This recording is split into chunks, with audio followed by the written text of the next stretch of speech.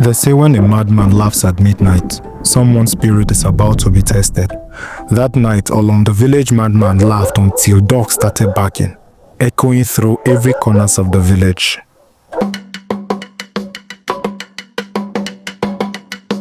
My name is Ojon, a friend to Achu. Achu was the pride of our village, a man wealthy in cowries and character, loved by elders and envied by young men. Mothers whispered prayers for their daughters so they might one day call him husband. But even good men have fears, and Achu's fears was choosing the wrong woman. He had everything, wealth, respect, but he often said choosing a wife was far harder than amassing wealth. I can buy clothes, not character.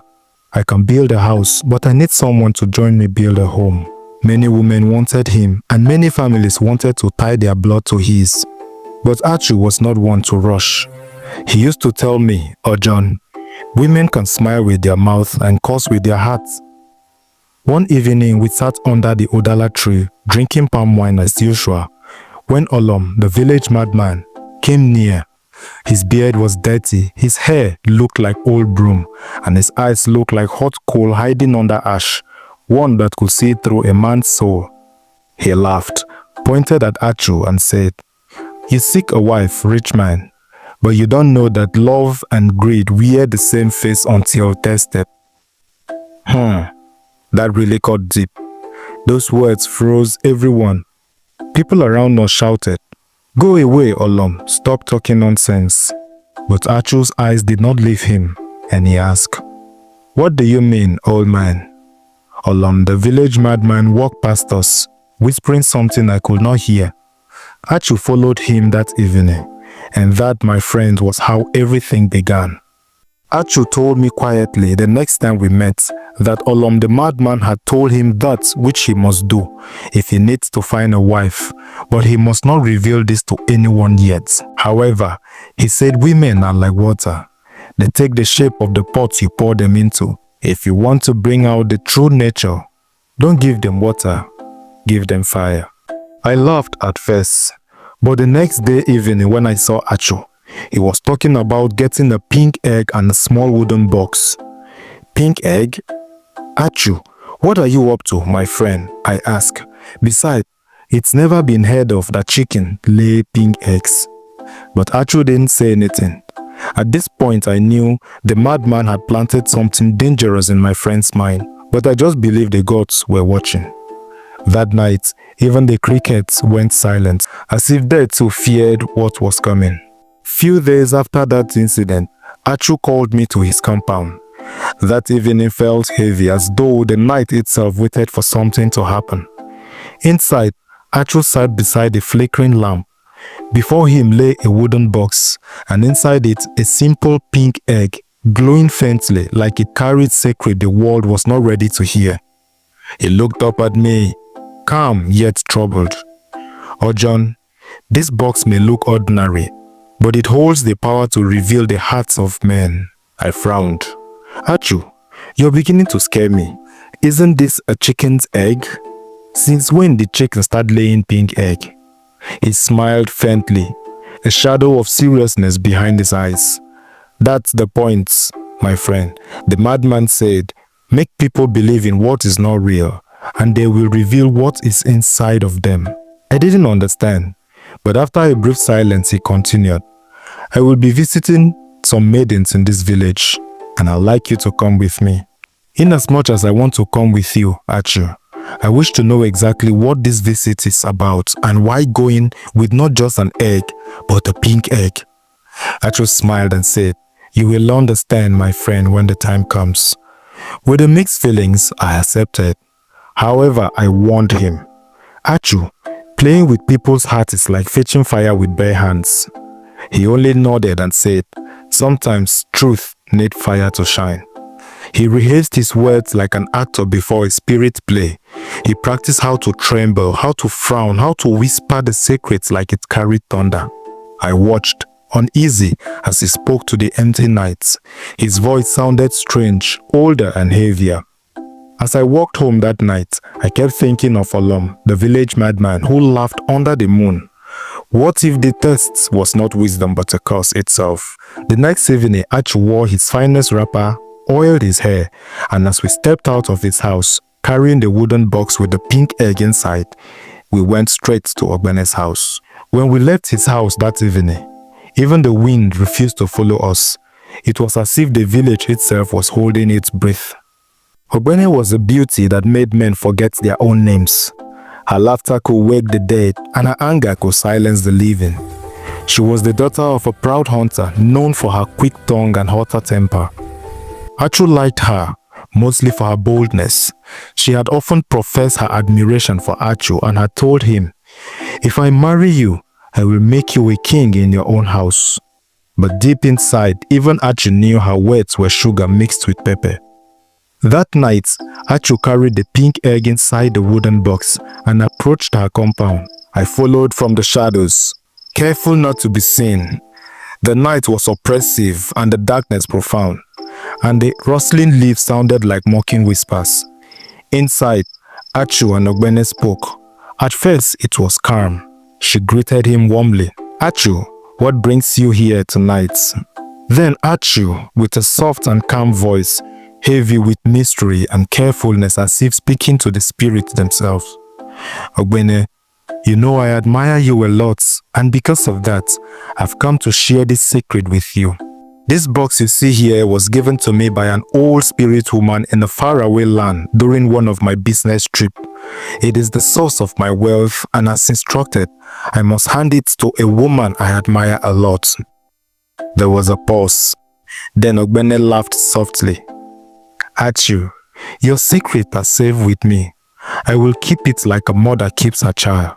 Achu further explains, "If the box is opened or the egg broken in my absence, the custodian will immediately run mad. And if the box is opened and the egg broken in my presence, but outside the shrine where I need to do a renewal ritual, then I will immediately run mad, and my fortune will be moved to the custodian of the box forever." Ogbene smiled in acceptance and loyalty, but I saw the look in her eyes, that same greedy shine that comes when someone smells fortune. Achu thanked her and left. For 3 market days he did not visit. He told me we must wait and see what grows in her heart, love or temptation. Then came that night, the night for the renewal ritual. The sky was thick with darkness, no moon, no stars, even the dogs refused to bark. Achu dressed like a drunkard, his wrapper half tied, his breath soaked in palm wine. He told me to wait near the entrance while he went inside Ogbene's house. Moments later, I heard him shouting, accusing her of thefts, how she stole her jewelries and cowries the last time he visited. "How dare you call me a thief, Achu? Do I look like a poor woman? You drunk and ritualist." They argued, their voices rising higher and higher. Ogbene, with her quick temper fueled by her desperate desire, did not hesitate a bit to bring out the pink egg and smashed it on the ground. The sickening crunch echoed unnaturally in the stillness. Then there was silence. I moved closer to the door and saw her standing, breathing hard. The broken egg and its pink shell scattered on the ground at her feet. She laughed like someone who had just fooled death. Achu stepped from the shadows and clapped slowly. "Ogbene," he said, "imagine if this were true. So you would have been happy to destroy me so as to take my wealth. But I'm sorry, it was all a test. You failed." Her face changed. The truth hit her like thunder. She stood dumbfounded, trembling, but Achu only walked past her. "You failed the test." He came out and walked past me without saying a word. That night air felt heavy, and even the frogs in the stream went silent. That was the first time I saw real pain in Achu's eyes. Not because of Ogbene's betrayal, but because he realized how easily love can wear a mask. After Ogbene's betrayal, I told Achu to stop the madness, but his spirit had already entered deep waters, and he said, "Ojon, when the hunter wounds a leopard, he must finish the hunt or be hunted by the wounded leopard." His next visit was to Oludo. Unlike Ogbene, Oludo was calm, clever, and carried herself like a queen in waiting. She spoke softly, but her words were sharp. People in the village said she could twist any story to her favor. Before Achu left, I begged him again. Some lies do not end where they start. Achu smiled weakly. Then let us see where this one will end, he said. He went in the evening, when the sun had grown red and lazy. Oludo's compound smelled of pepper soup and burning wood. She welcomed him like a wife already practicing for marriage, gave him a chair, poured water for his hands, and smiled too often. As Achu later told me, the moment he sat, she asked about the box. This is your small wooden box. It looks beautiful but magical. What is it all about? Achu gave her the same story he had already given to the first maiden, Ogbene. Oludo listened quietly, her eyes never leaving the box. When he finished, she nodded, pretending to believe in the sacred tale. Then she brought food, stew rich with fish, yam soft as moonlight. Achu told me later on, "Oh John, I should have known that her kindness had teeth." Halfway through the meal, his hair began to spin. The lamplight grew faint and the room started to move. Oludo whispered, "You look tired, my dear. Rest your head. I will guard your secrets." Oludo, known for her shrewd and calculating mind and driven by a desperate need to secure her future, already had an ulterior motive. Achu laid down and the world slipped away. When he opened his eyes, the sun was already high. The box was still there, but the pink egg was on the floor broken. Oludo stood by the door humming. She didn't even look remorse. "Oludo, what have you done? Why did you poison my food? So you actually wanted to kill me so you could take my fortune?" Achu asked. Oludo said softly, "You are a great man. You've had your share of fortune already. Why not just give way so I can show the world how wealth is sweet to behold?" He stared at her. She smiled again. "Don't look at me like that. I only took what was already mine." "Congratulations, Oludo," Achu said. "This was only a test, but you failed woefully," Achu said as he simply walked out. People saw him on the path that morning, his wrapper dusty, his eyes empty. Some said he was drunk, others said he was cursed. When he came to me that afternoon, he looked broken. He laughed once, the kind of laugh that carries pain. "Oh John," he said, "the madman was right. The mind is the true magic, but some hearts are darker than nights." He didn't sleep for days. He just sat outside, painting another egg, this time with a trembling hand. That night, thunder rolled across the hills of Obanliku, but there was no rain. It was as if the gods were clapping for a man who had finally learned fear. That evening, when Achu told me he would visit Agbo, I almost laughed myself out. Not because she was unworthy, but because she was the least woman anyone would think Achu will notice. Agbo was unlike the others. No gold adorned her wrists, no fine wrappers hung on her frame. No servants bowed to her. She was the daughter of a palm wine tapper who had fallen from a tree and died, leaving her to walk with her hands and a gentle smile. Many in the village dismissed her as too simple, too ordinary, yet I had seen her kindness, helping old women fetch water, sharing her meager meals with a hungry child, greeting beggars with respect. In a world chasing wealth, her heart was richer than most. Abu was the kind of woman who walked until her palms turned rough and her smile turned gentle. People often referred to her as too ordinary. But now, after Ogbene's fire and Oludo's trick, it seemed the god had cornered him towards the ordinary. He came to my hut that afternoon, his eyes red from lack of sleep. "Oh John, I will test one more, and if she fails, I will not marry." I sighed. "This is no longer a test of women, Achu.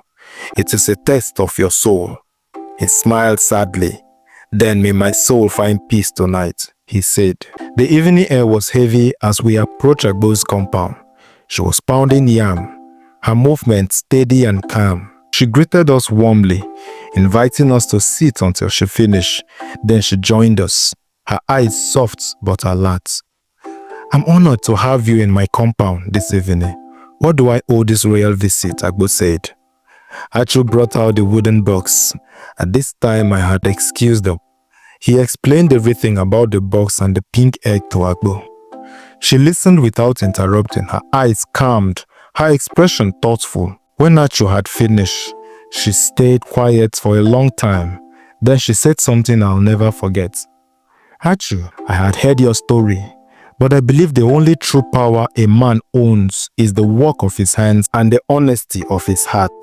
The gods bless who labor, not those who chase mystery.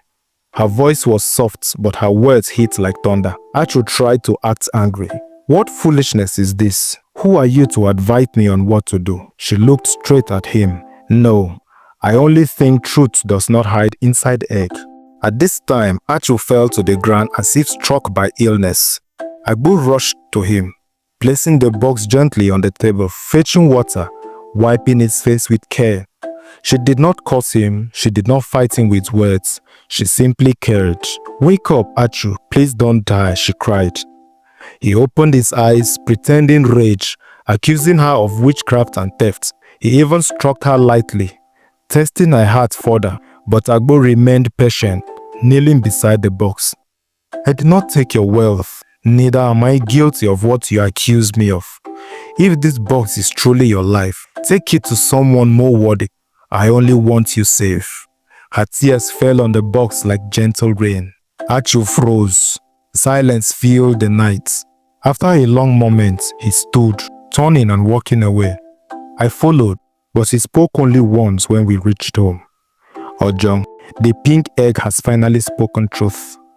That night, I saw him kneeling before his father's shrine, not asking for wealth, but giving thanks for guidance, for clarity, for a heart that showed him what true riches were. Sometimes it is the simplest hearts that teach the greatest lesson.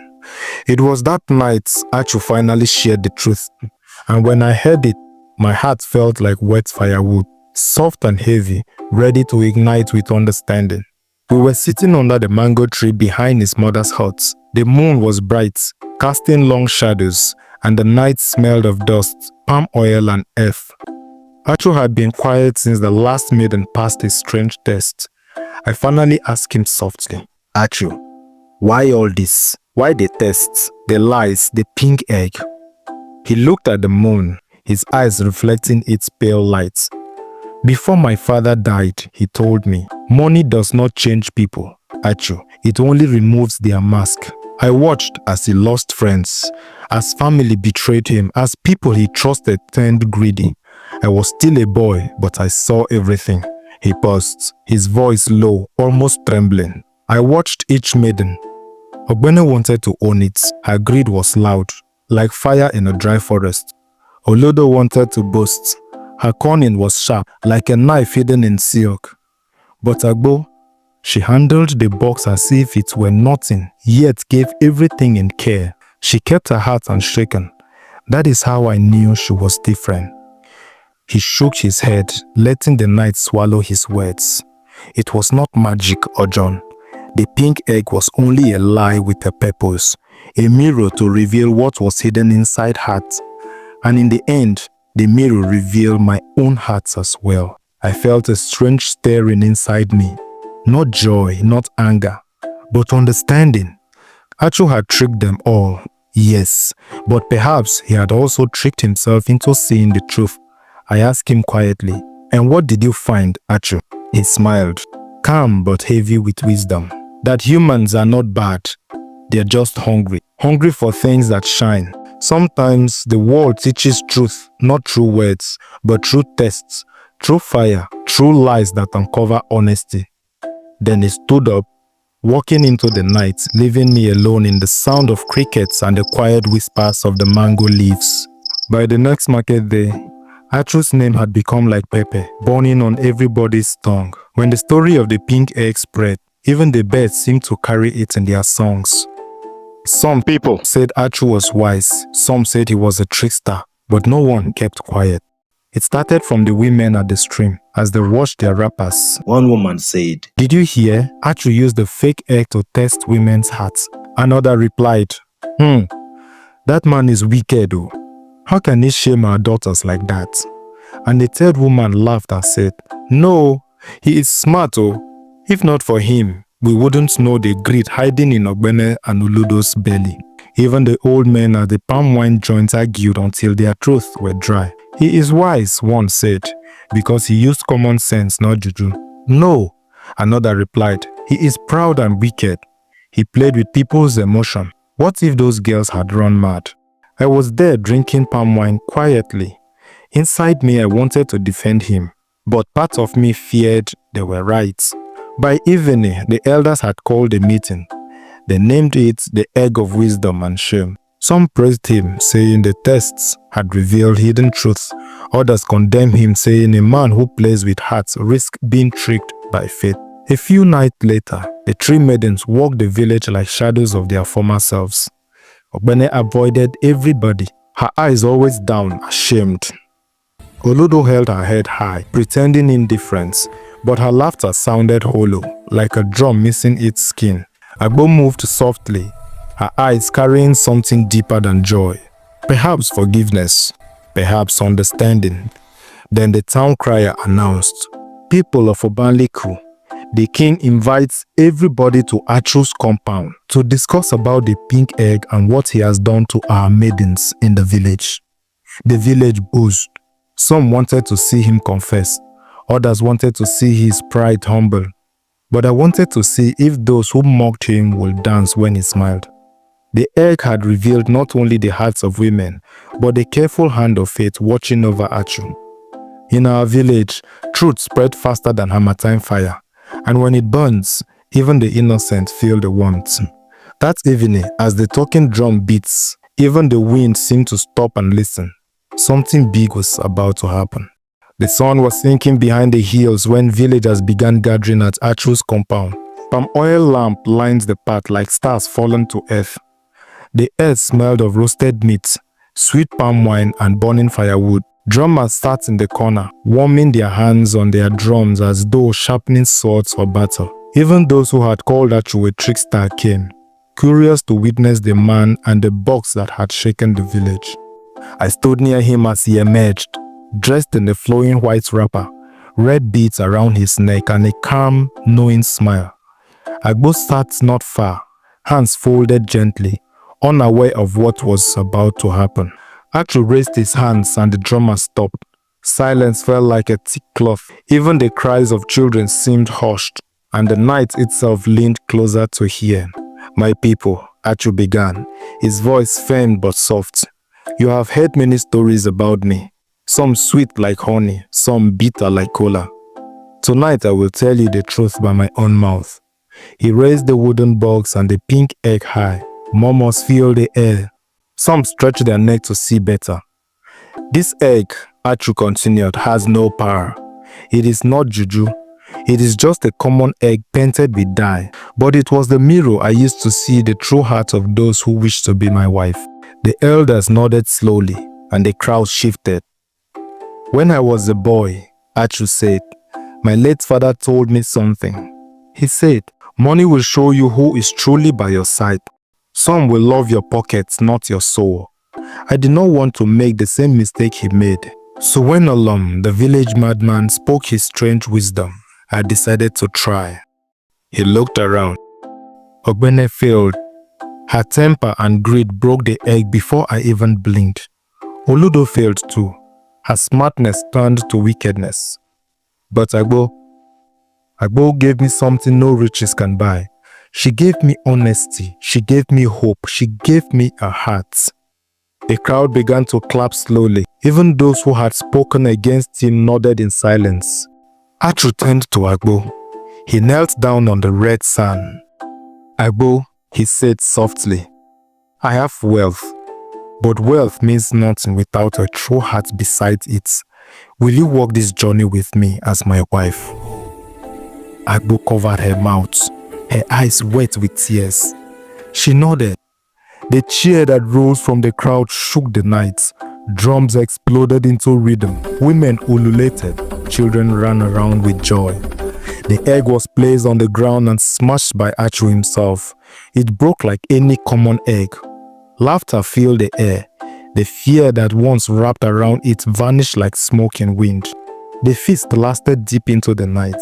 The same people who had called him proud danced and shouted his praise.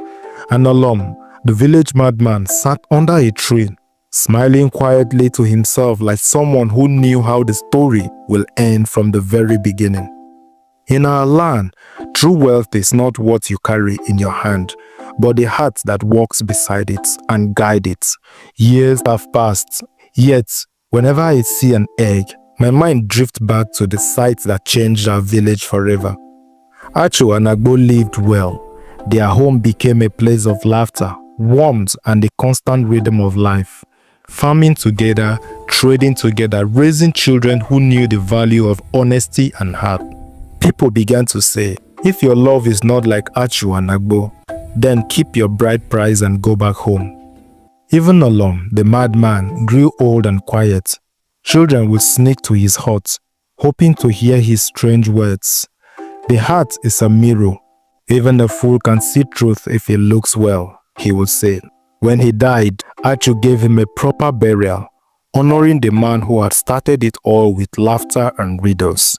Achu often told me, as we sat under the mango tree in the evening, wisdom wears no fine cloth. It can hide under madness. Truth is patient. It waits for the right eyes to see it or the right ear to hear it. The painted pink egg became a symbol, not of wealth, not of magic, but of clarity, of knowing that sometimes to see what lies beneath, you must look beyond the shiny surface.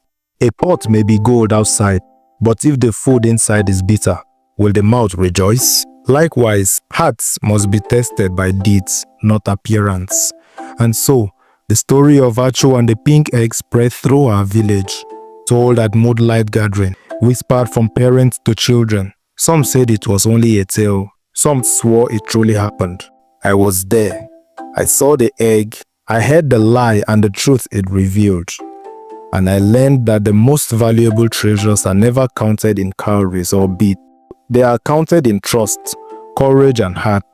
In the end, the egg broke from its shell, and wisdom was born. The egg was later idolized, built in the entrance of our village, to create a legacy in the hearts of the younger generation, as told by the older generations. Please don't forget to like, comment, and subscribe for more animated stories. Thanks for watching. See you in the next video. Bye!